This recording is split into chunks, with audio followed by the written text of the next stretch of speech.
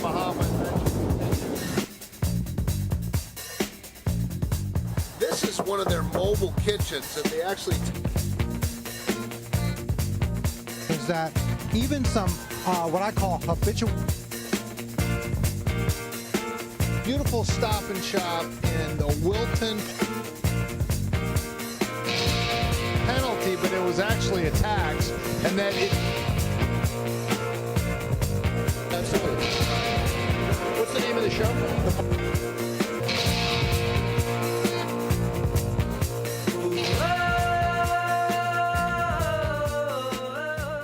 Good evening and welcome once again to the Marty Heiser Show. We have got an incredible show. You know, it's interesting because I'm no spring chicken, so I don't know exactly what the youth culture is thinking. But I'll tell you, after the most recent shooting down in Florida and the reaction of the, hold on, I've got it right here, National School Walkout, I thought, you know, we need to hear from the youth, because I would watch the mainstream media and hear that all the youth are completely uniform and monolithic, that the key to stop these horrific shootings, like you had at Facebook just this last week, at a school in Maryland the week before, and at the school down in Florida the week before that, is to just take away all the guns, because after all, guns are scary, frightening things that go bang, and when they look like assault weapons with those scary pistols and different things, it seems very scary. And the key to solving all this is just to take away all the guns. So I assumed that all the high school kids in this area were on the same page. So I invited some of them to come on the show. I'd never met them before in my life. 5 showed up, 2 from Newtown High School, 3 from Ridgefield High School, and lo and behold, some of these kids did not mindlessly walk lockstep with the rest of the liberal media and everyone else that says that the real problem is guns, and that if we could just get rid of all the guns, everything would be fine. And we have to create gun-free zones, and we have to pass more gun control laws. And the places where there are the least guns, well, by definition, that's where they'll be the safest. And lo and behold, we had some young folks that didn't take that opinion. I promise you, you got to understand, we don't get paid for this show. I know we come across pretty professional, and you'd think we're like powerful, influential members of the media, but let me tell you, we're just making this up as we go along. We really are. So when I got these young people together, I had no idea what their perspective was. I just assumed that they were under the thumb of liberal teachers and administrators, and they were going to just follow the party line and go out there like you've seen on TV over and over again and say the NRA is bad and people are wrong. Well, I was shocked, because these young folks didn't have that opinion. They were thinking for themselves. They were thinking outside of the box, and that got me to thinking. You know, it's kind of like now the conservatives are the rock and roll rebels of the youth culture. It used to be the smoke dope, your parents are terrible, capitalism sucks. Those were the rebels. But now it's the young people that are willing to say, you know, I don't want to participate in this march out. Maybe I will because it's a memorial for students that were gunned down in the prime of their life, which is horrible. But I don't want to just follow along. And I was thinking a little bit, you know, they're looking at their future and they're saying, do I want to be a liberal or a conservative? They're looking at liberals and Democrats, and when they see that there are 50 million people on food stamps, they're so happy because the government cares and they're compassionate. Where conservatives say, that completely sucks. What do you mean? We're America and people can't afford to feed themselves? That's ridiculous. We got to get this economy going so you can have jobs, so you can have growth. The Democrats or the liberals will see a fancy sports car come driving down the street, and they'll look at the guy and they'll be envious. And they'll say, you know, that guy must have robbed or stealed or did something wrong that he got that car. We need the government to come in and confiscate his wealth and distribute it to the other people that are, in essence, victims, unable to compete. And I think the young people are looking at that and saying, you know, that's not me. I'm not envious of the guy with the sports car. I want to work my butt off and get my own sports car. I'm not happy that the government is providing food stamps for people. I want people to have their own jobs, to have their own dignity, and not become dependent on the government. And I think there's been almost a role reversal in the youth of America right now, where the people that are towing the lines and are welcomed by the aging liberals and saying, good little girls and boys, good little boys and girls, come on, well, let's have a big old march, and you come here are your lines, parrot them, get rid of the guns, go get in front of the cameras, there you go, get rid of the guns are bad, independents are bad, I'm a victim, I'm scared, I need to pass laws so the government can protect me. And they're saying, to hell with that.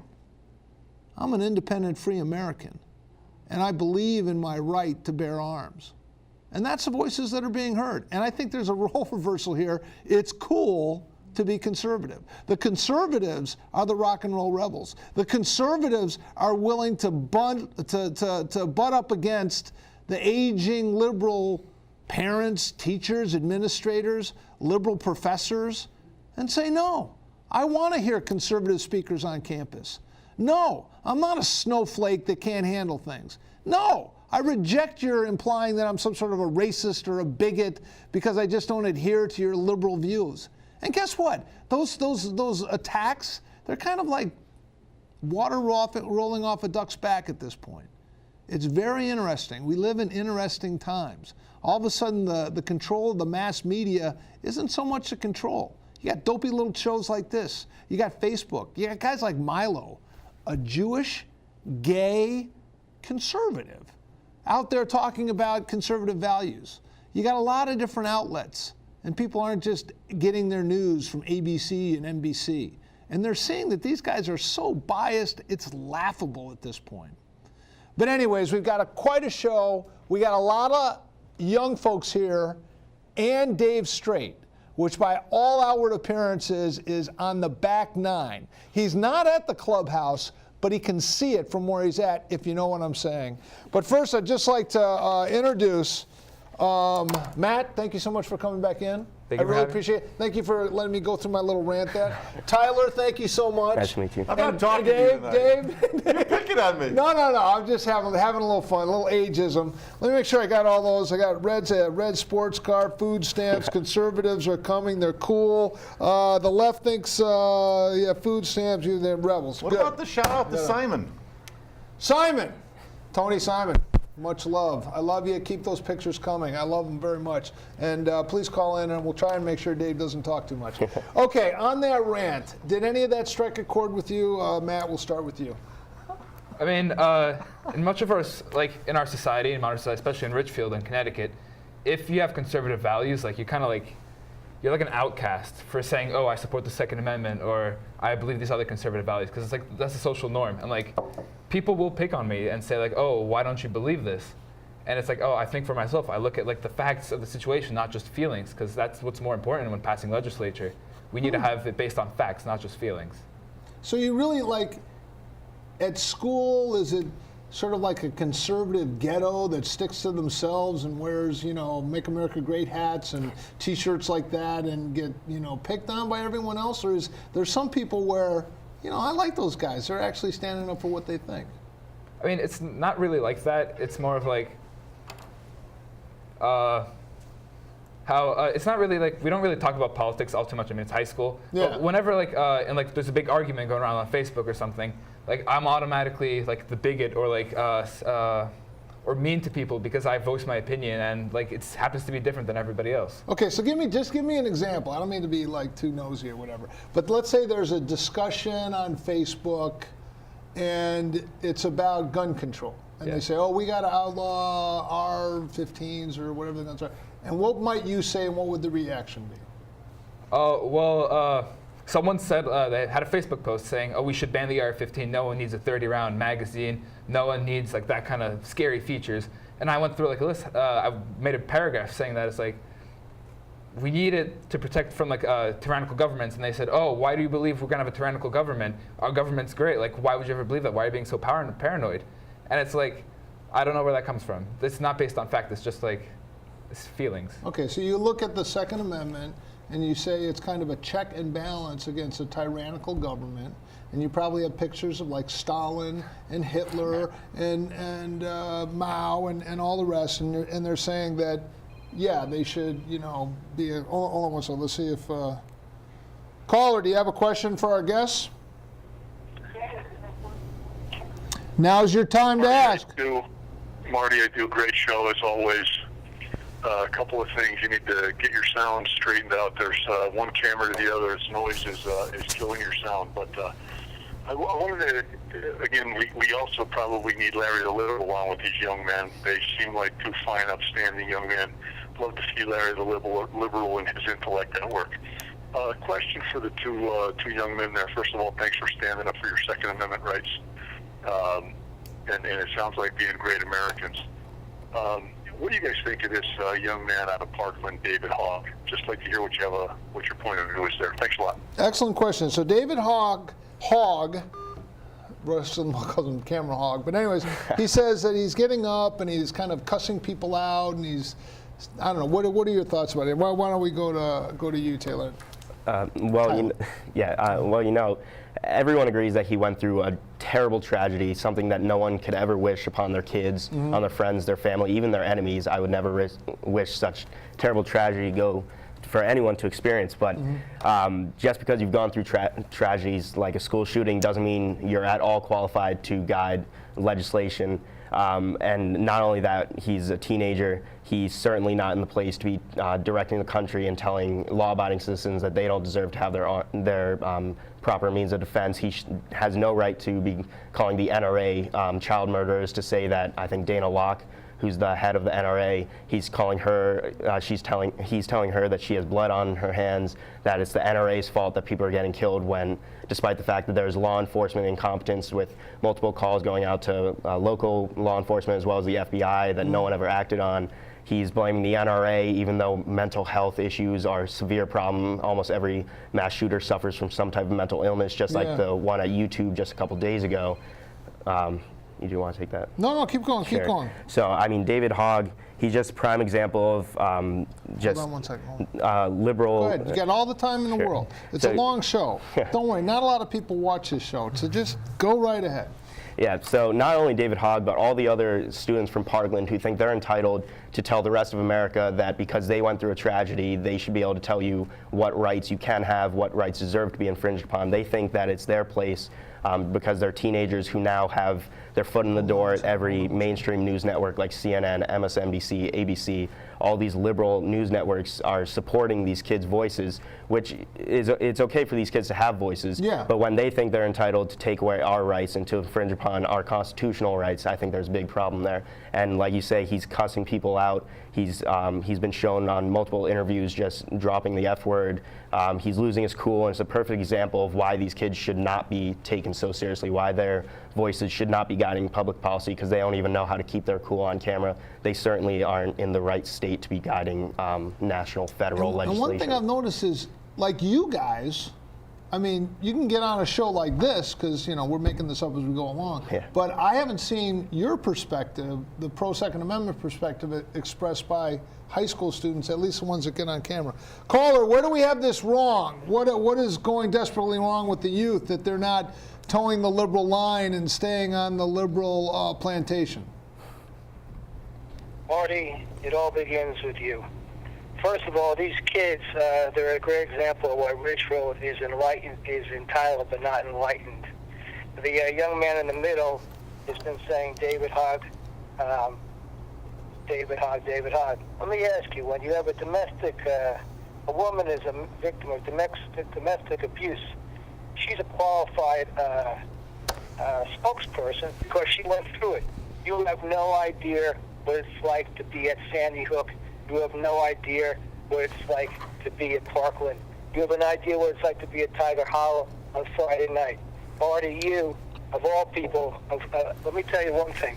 I may be to the left, but I'm also for the Second Amendment. Don't lump everybody together. And most importantly, Marty, you're a big Constitution guy, but you seem to ignore the fact of separation of church and state.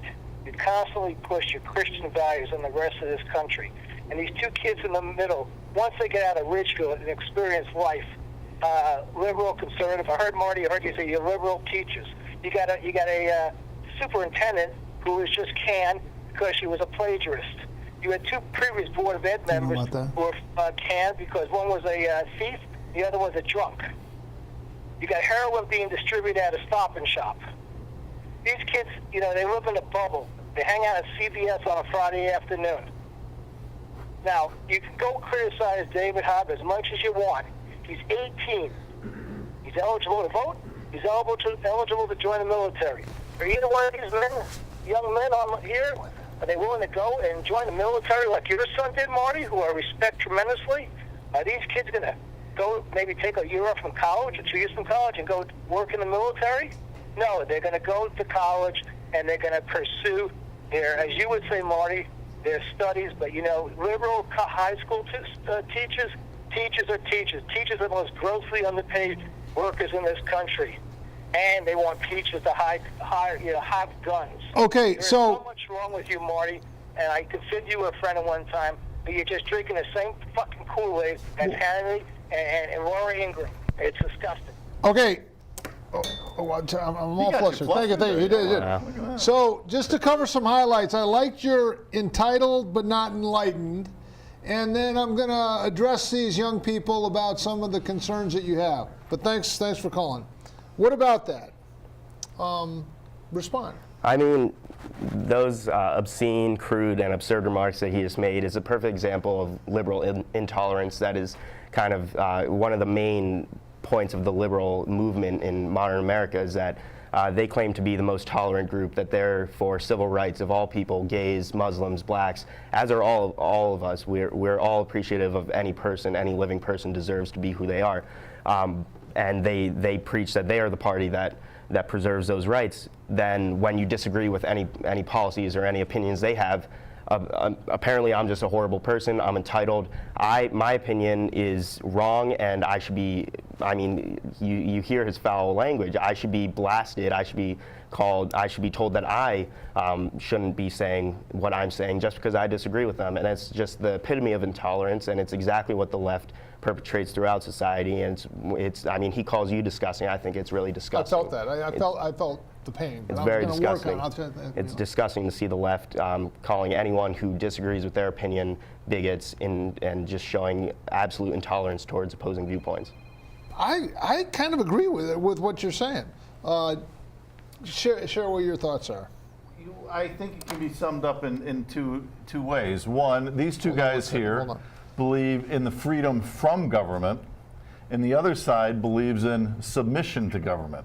That's where it begins for both sides. And when your caller said, you know, talk about separation of church and state, and this is their religion.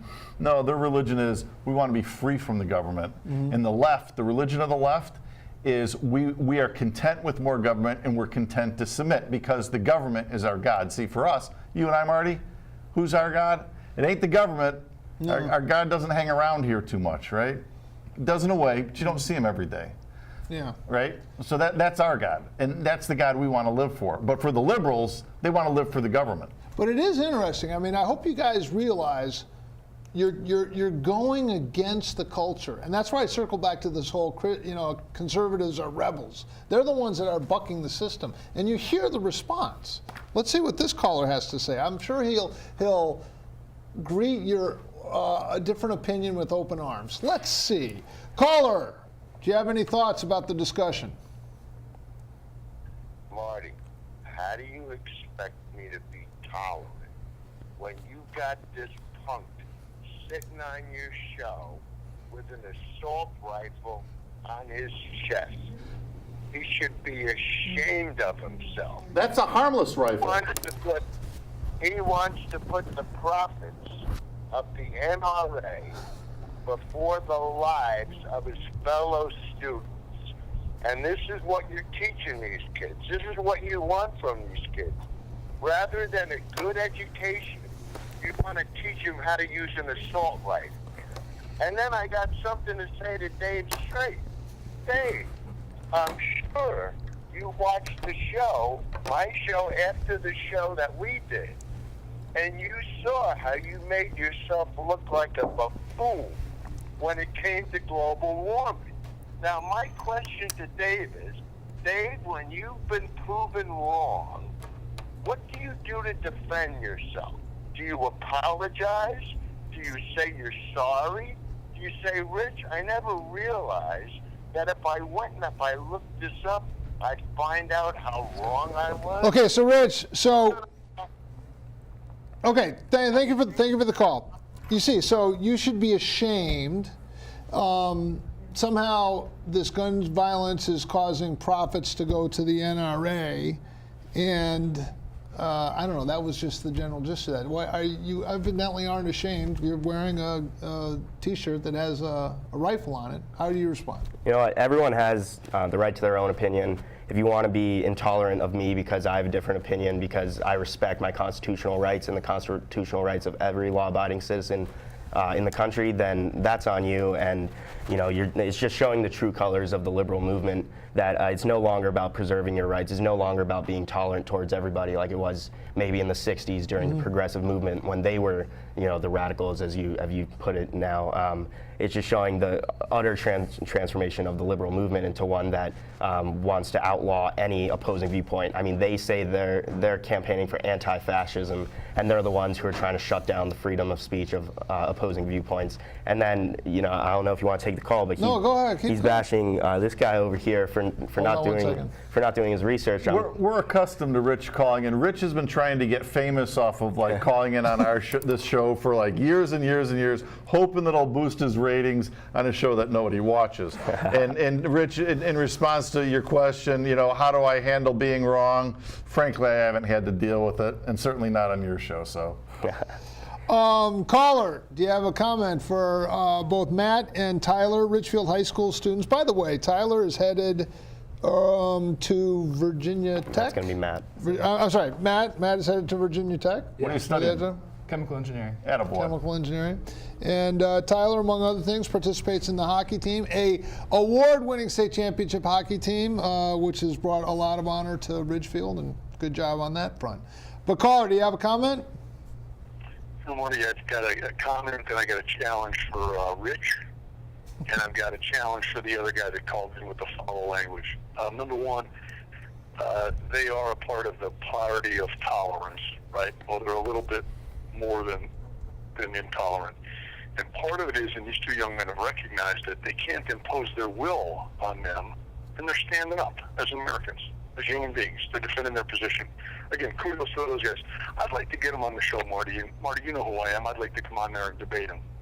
Because I called into Rich's show, and Rich, if you're listening, and I know you are, I challenged you about the assault weapons ban in Connecticut. Why does Governor Malloy have access to a weapon to defend him and his family, but you don't, Rich, have it to defend your family, and we don't have it to defend ours, okay? They're the elite class. So, Rich, if you're out there, why don't you call in and answer that question, since you didn't on your show, and why don't you answer that question to these young men who are so despicable in your eyes? Thanks, Marty. All right, thanks. He What makes about some that? really good points, you know. He does. He did call in on Rich's show, and Yeah. Rich was so frustrated he almost yanked out the phone and threw it against the wall because he lost every time that guy would call in. Okay, so let's talk about some solutions now. Switch it from, but I mean, this is so instructive of the intolerance of the left if you have opposing views. And by the way, as you go off to Virginia Tech, it's only going to get worse, just so you know. If you stand up, I took an editorial writing class when I was in college way back when. I actually rode a horse to school. It was a long time ago. But same thing. My editorials were pretty conservative, and it wasn't well respected. It wasn't well received by the liberal faculty. I mean, if you think, you know, high school kids are liberal, wait till you see this faculty. It's really unbelievable. But listen, good luck to you, and keep standing strong, being the rebels that you are. But let's talk about some policy choices, what has worked, what hasn't worked regarding these school shootings. And when you were in here the last time, we had that terrible shooting down in Florida where there was 36 times law enforcement was called to this guy's house. He was crying out that he needed to be incarcerated. He had been making threats. He had brought armor like bullets to the school. law enforcement completely dropped the ball. And then in addition to that, when they responded to the shooting, they set up a perimeter and weren't aggressive about going in and taking out the shooter. Not what happened in that Facebook. We were talking about this. The Facebook, there was one little clip because everyone had their videos out. This was a Facebook shooting just last week. The first cop that showed up there, he jumped out of his car with a gun like that. He chambered around and he ran up those stairs to that patio, and it was put out like that. He wasn't setting up a perimeter for anything. He was engaging a shooter because a good guy with a gun can take out a bad guy with a gun, and that's what you need. But what do you think, if we're trying to protect, let's talk about schools in particular, what do you think is the best policy? And we'll go right down the line. We'll start with you because you have the cool shirt. Sure. I mean, we talked about on the last show the occurrence in Maryland where someone, that was the only, yeah, so someone tried to kind of replicate the shooting in Florida, bring in an AR to a school in Maryland, and he injured 2 kids. He didn't kill anyone. The reason he didn't kill anyone is because an armed resource officer was on the scene with the proper firearms, and he killed the shooter before he could inflict any lethal damage onto innocent students. I mean, if you ask me, it's clear as day that's the obvious solution to this school shooting problem. It's not even really a gun problem. To harden the target. Yeah, I mean, people have said we have armed guards at banks, we have armed guards at sporting events, we have armed guards at everywhere that this society values. Yep. Why are our schools gun-free zones and don't have that kind of protection? I'm content to let these guys talk. The one comment I would make, Rich calls in and says, the guy's sitting there with a machine gun on his head. You know what? Yeah, assault rifle. That's a picture of an airsoft gun, in case you didn't know, Rich. I mean, that's how can you tell that's pretty harmless, right? People could wear those to school every day and not hurt anybody, just for the record.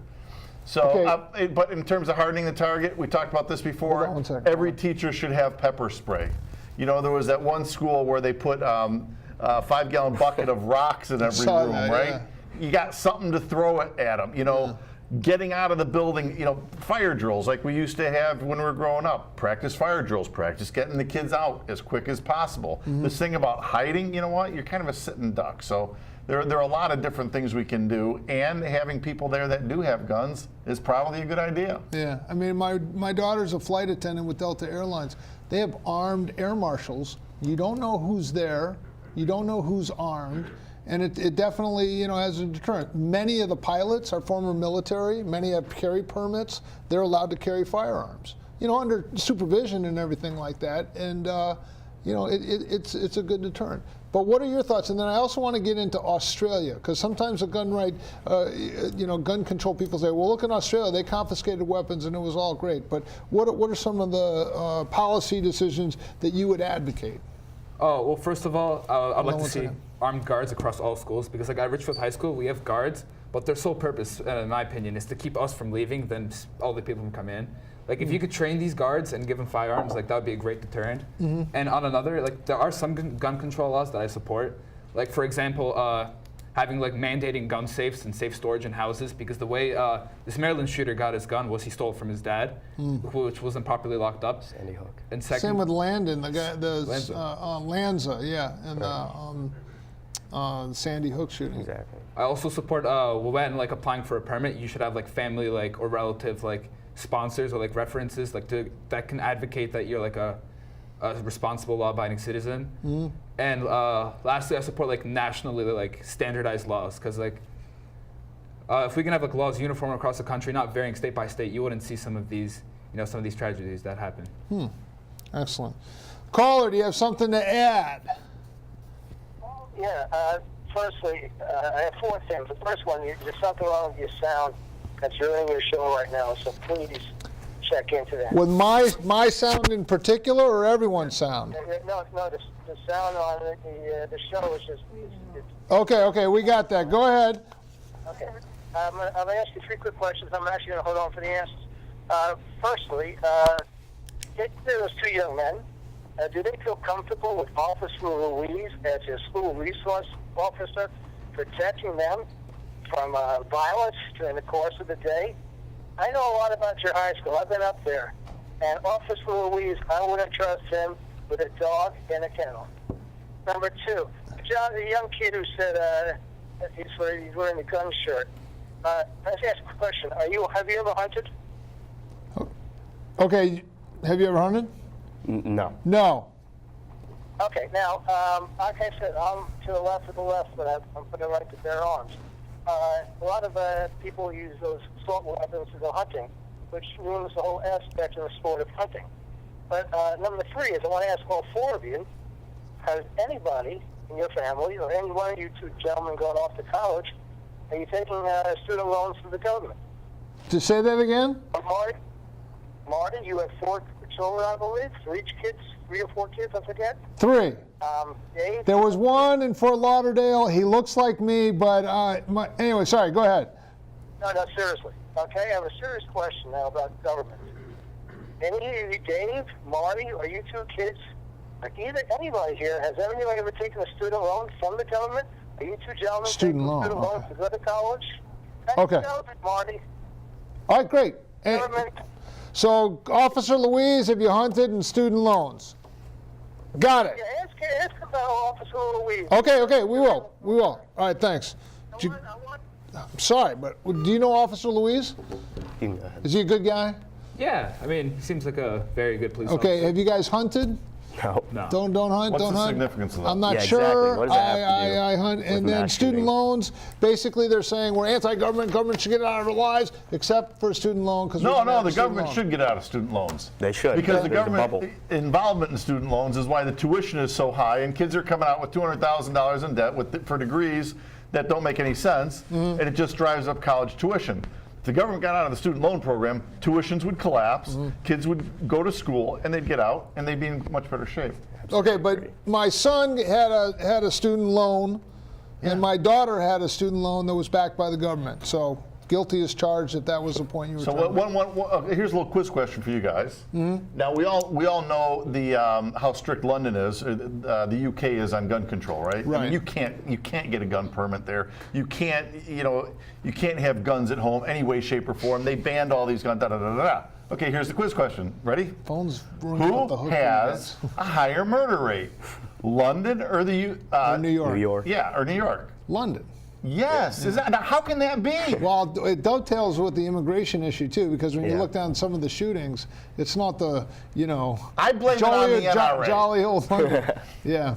Well, it's interesting because the most recent shooting, I saw a comparison or a contrast. Most recent shooting at Facebook, and YouTube. the lady was a member of PETA, and Yeah. things like that. So blaming PETA and saying anyone who's a member of PETA should be has blood on its hand because this crazed shooter was involved with that, I think is analogous to people saying the NRA is responsible for these gun shootings, when I just don't think that that's the case. But there's a bigger issue here. It is kind of unseemly and tragic and existentially horrific that we are talking about these shootings. I mean, like week after week, school shootings at Facebook. YouTube. What the hell is the matter with our society? I really don't think it's easy access to guns or availability of guns, but I don't know. It's something I wrestle with. There's something else going on here. I drove across the George Washington Bridge, and they have netting up on the side of the George Washington Bridge because so many people are committing suicide. And I don't know. Maybe it's more in the religious realm. That there's an emptiness to people that they would do these violence, and the reaction then is to lash out to hunters or law-abiding gun owners as if they're somehow the problem when they're not. And I just think that that's unfair. To wrap it up, Australia. Who knows about Australia? Raise your hand. Okay, we'll go with you. What did they do? Because they're held up as a great example of, see, gun control works. We'll have the government come in and confiscate your guns, and what happens? Well, following the Port Arthur massacre, there was a nationwide ban on semi-automatic rifles, shotguns, and pump-action shotguns. There was a huge buyback. They bought like They took the 600,000 shotguns? Pump-action shotguns, yes. Yep. Those are outlawed. And What are you going to shoot ducks with? Anyway, sorry. go ahead. yeah, so but what people say that, oh yeah, this prevented mass shootings, this prevented like a crime went down, but in reality, like crime has been going down steadily for the last I think decade before the ban was enacted, and afterwards like armed robbery and like rape and murder actually went up, which I found surprising. This was on the Australian government website. Wow. Armed burglary, that also increased too, and that surprised me. Wow. And you know what else? I mean, Matt said that there was about 650,000 guns confiscated in the mandatory gun buyback, so really they were confiscated. What people don't realize is that according to a government website, I can provide it to anyone who refuses to believe these facts, up to 600,000 guns have been purchased illegally since the gun buyback, which means effectively only 50,000 guns were removed out of a speculated 7 million guns in Australia at the in the last few decades. So first of all, the crime rates have been decreasing since a decade before the gun buyback. So that alone kind of just debunks any idea that this gun buyback has led to decreased crime. Not only that, but when you realize that there are really only like 50,000 guns less than there were before, it's even more absurd to say that the declining rates of crime is a result of only 50,000 less guns out of 7 million guns in Australia. It's absurd. And another thing that Matt touched upon is that crime rates not involving guns have increased, and despite the ban on guns. And people think, well, how is that possible? Well, you don't need a gun to commit a crime. And not only that, if you're going to commit a crime, you don't need to purchase a gun legally. There have been almost all the guns that were confiscated have been made up for in illicit firearm purchases. So, I mean, any gun bans is not effective in deterring crime. And another thing that I want to bring up is on the same government website that provided all these other facts, Australian government website, when you see the decline in crimes committed by guns, you see a correlated increase in crimes committed by knives and sharp objects. So again, it's not the gun that's the problem. You can use a weapon to commit any sort of crime. You can use a weapon to be violent and harmful to any person. It's not the gun, it's the person committing the crime. It's the society that you live in where mental illness is, like in America specifically, it's one of the most, it's one of the countries that has the biggest problem with mental illness, and that's what's really leading to these massacres, to these acts of violence nationwide. And it doesn't matter what tool you use, it matters who's using it. Yeah, and if you look at the mental illness in, say, the 60s and 70s, there were large institutions, but there were exposés about these institutions and how the mentally ill were mistreated. And so they said, you know, we have to deinstitutionalize them and mainstream and so forth, and maybe that needs to be revisited, because I think, I don't know, I agree with you on that. Final thoughts? Anything else you wanted to say? Well, whenever, like you brought up earlier, how mass shootings are becoming like really common. This is all we talk about, and it's like the decline of American culture. I think it's what really is like what's behind this. Like Americans, they're always like told to work. Like in Europe, you see like much more paid vacation. In America, you only get like 6 weeks maternal leave, and I mean these Americans are so stressed out. They're always working, and like that could be a big factor behind it. Like we need to change, like for particularly like vacations and like maternal leaves and all that. Like build, like have the focus on the family, not just money. I like that.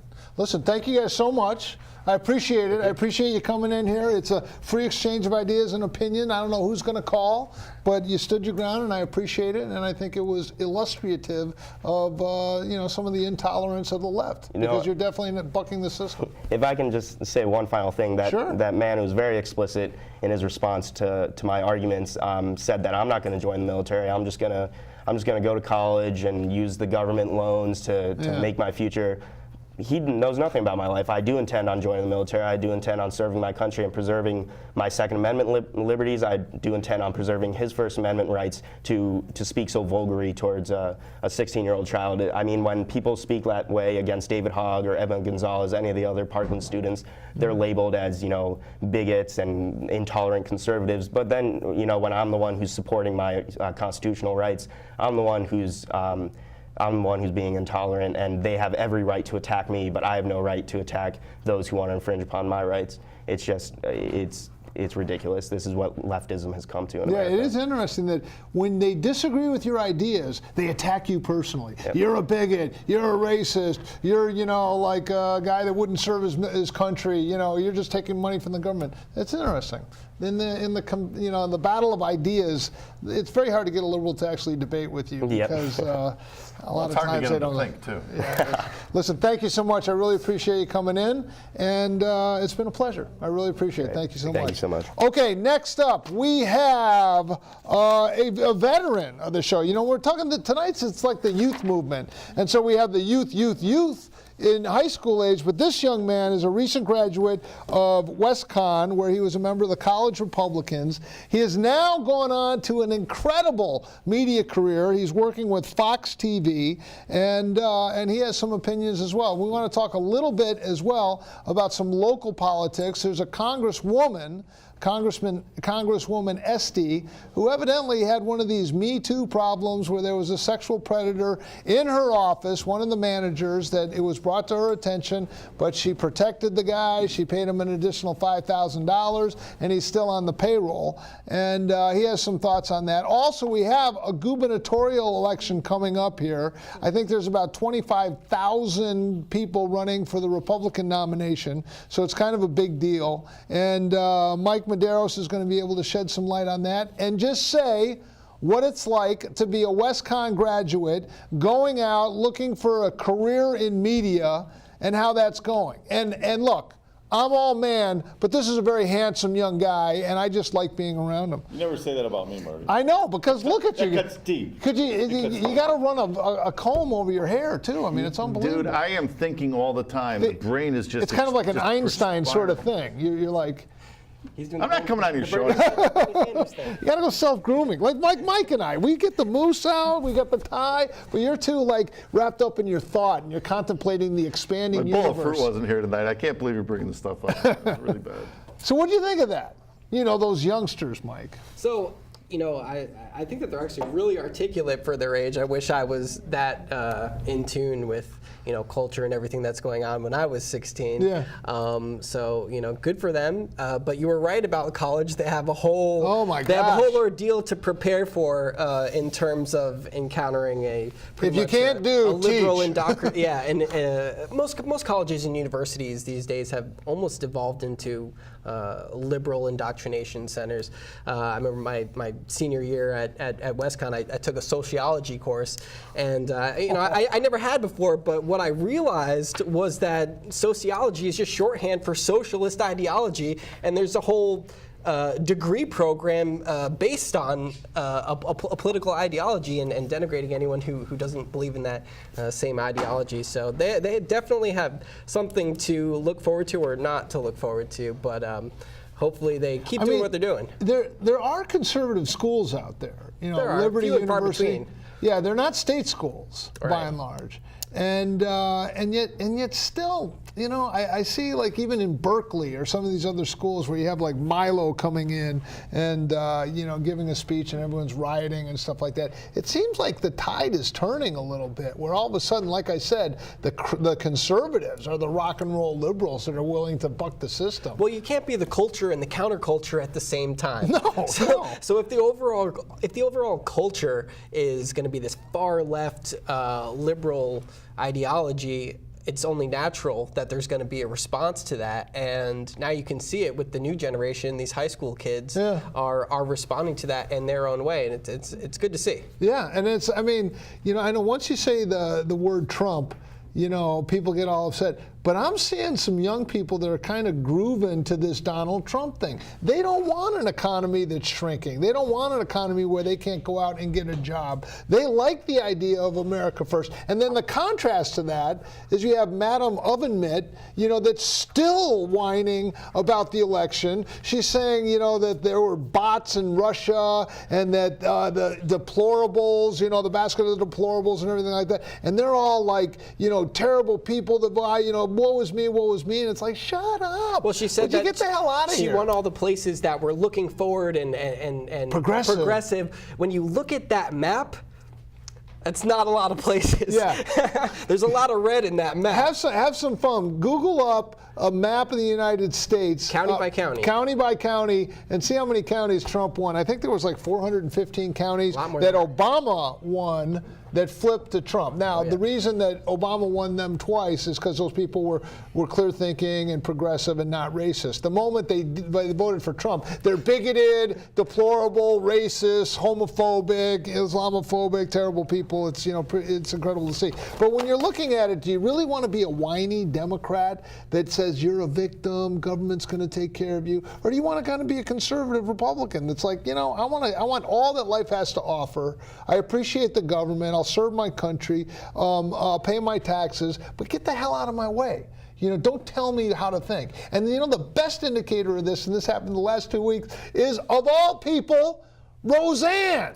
Roseanne comes out, tells me, like, I want my president to survive and do a good job. I want the country to prosper. I'm like, well, wait a minute, aren't you progressive? Yeah, I'm progressive. I still believe in these things, but I'm not rooting against our president. 25 million viewers on her dopey sitcom. It's like there's something going on out there, and people just have a hard time dealing with it. Absolutely. Eric, how are you? Where did we go wrong on this? Well, I just want to tell the. By the way, did you watch Roseanne or do you tape that? Actually, saw a couple interviews with her, and I met her about 15 years ago. By the way, this caller has written for the New York Times. He's quite an accomplished person in his own right. I'm sorry. Go ahead, though. You have a comment? My biggest accomplishment is being friends with you. Well, I got 3 comments. Okay, hold on. I got to take notes. Number 1. I hope you can brief your guest in the middle about a former guest who went on to Fox News and then now is in the toilet. Who are we talking about? That Navy SEAL, Carl Higbee? Carl Higbee, yes. He waterboarded me right out here in the lobby, but enough remembrances. I'll ask you about Carl Higbee. All right, comment number 2. Young man talked about taking a socialism class in senior year. Yeah. Which I'm sure is an elective out of curiosity. The basis of sociology, is not socialism. If you think about people that take socialism as a life task, be social workers. That's what socialism. What sociology is about. It's not about political ideology. Sociology, if you have a graduate degree, is a gateway to working as a social worker, which is an honorable profession. Okay, comment number 3.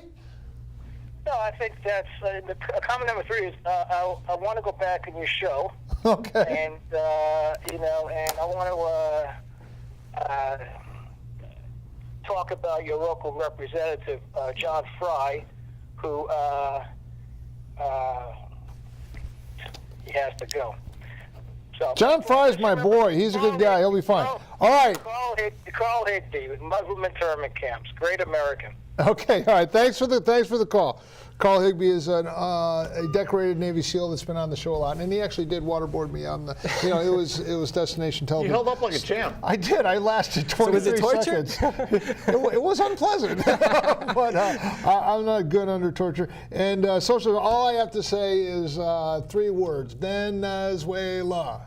That's all I have to say when it comes to socialism, let alone the fall of the Soviet Union. I mean, anyone who still believes that socialism is a good way to run a country, I think just is... Oh, the guy, I mean, he must be out to lunch. It's not. You can see the evidence all over the world. It's never worked. It's never ended up good for anybody living under, that type of government. I mean, look at people living in communist Cuba. They're willing to brave 90 miles of ocean in a raft made out of garbage to get away from it. So clearly, it's not something that's ever worked.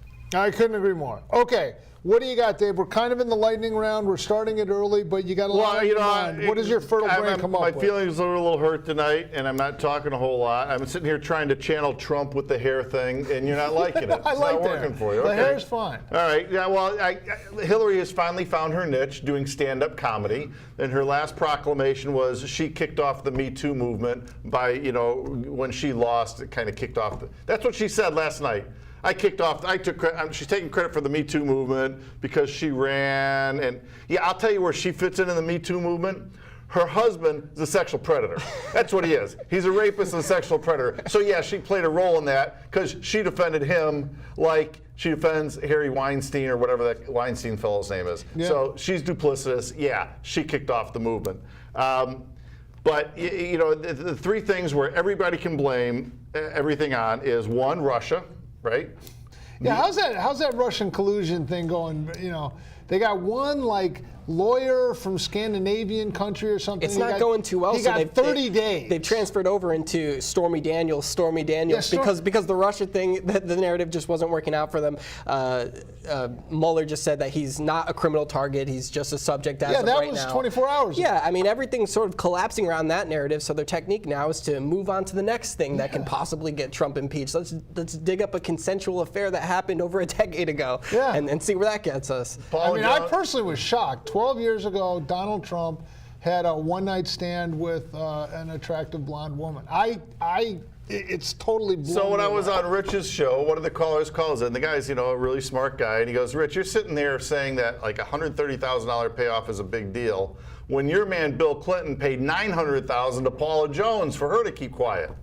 Where's the incredible double standard? You didn't raise an eyebrow about that, but oh my gosh, and." Look what the guy did with an intern. Look what the guy did with in the Oval Peter Office. Broderick. There was the blue dress, which is quite And the conclusive. cigar. Jennifer And the cigar. Flowers. And the cigar. It's kind of funny. Anderson Cooper, when you see him, it's like this tawdry little interview with two girls together going. But like, so what was it like, and what happened? I mean, it was just creepy.